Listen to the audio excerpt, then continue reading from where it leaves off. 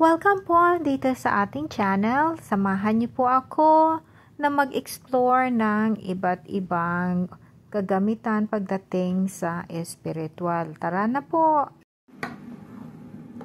Magandang umaga po, magandang tanghali, magandang hapon, magandang gabi mga ka-antingero-antingera ko dyan. Sa video po na ito ay isi-share ko po sa inyo ang another technique po kung papaano mag-akit ng swerte.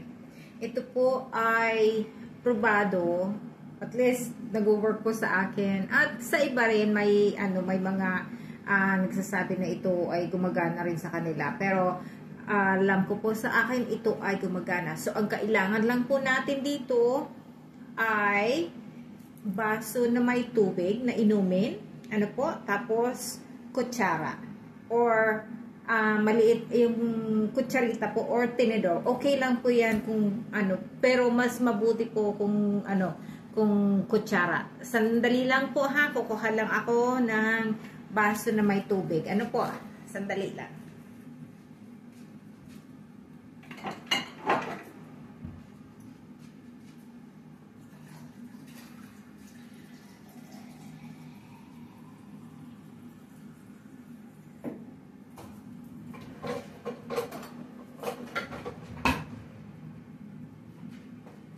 So, ganito po, so ito baso, inumin.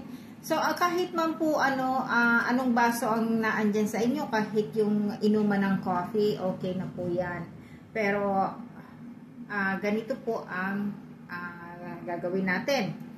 So, kung ang video po na ito hindi para sa inyo, skip na lamang po. At syempre, kung kagaya ko po kayo na napakahilig sa swerte, tuloy-tuloy na po tayo. Holy Week po pala ngayon at syempre hindi makakalimot magkolekta ng mga anting-anting at agimat. At sa Sabado po, sa Sabado de Gloria, meron po tayo na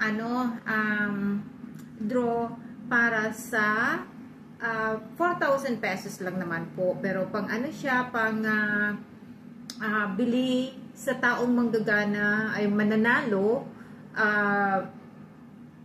pambili po ng ng anting-anting.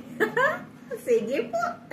Ito na tayo pa, hintay-hintay pa. So anyway po, so ayan ba. So ito po ay hindi natin oorasyonan.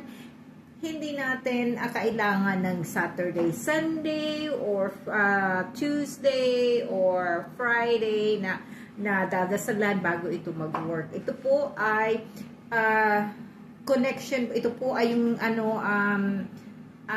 prosperity, love energy frequency po na i-harness po natin, at ito ay napakadali. Ay, medyo may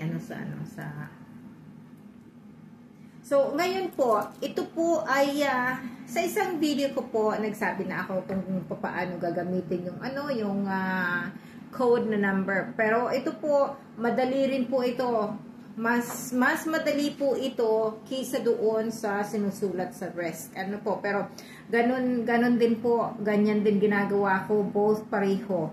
So, ang isusulat po natin, ang isusulat natin, wag nating iikutin na ganun. Ang isusulat po natin, number 5. Number 5. Tapos, igaganon lang po natin ang tubig. Tapos, number 2.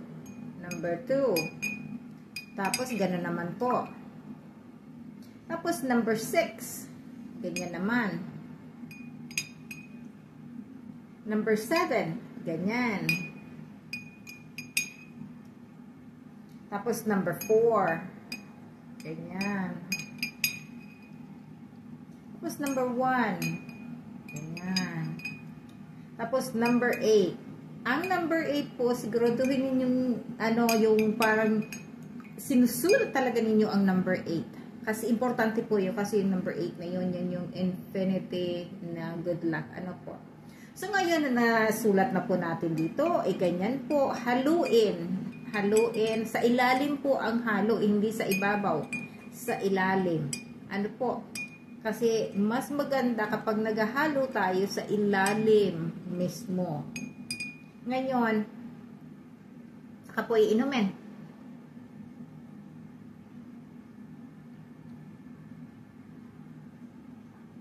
Kung hindi po ninyo maubos, gawin i-save mamaya. Ano?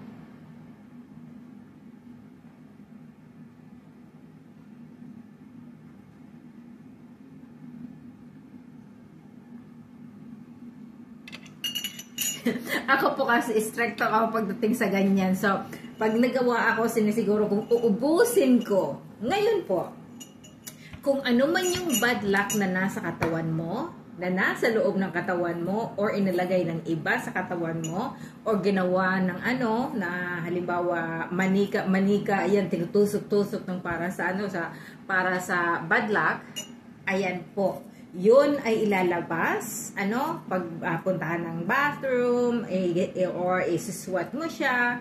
Tapos, yun. So, pwede mo po itong gawin every day or every morning kung maaalala mo po.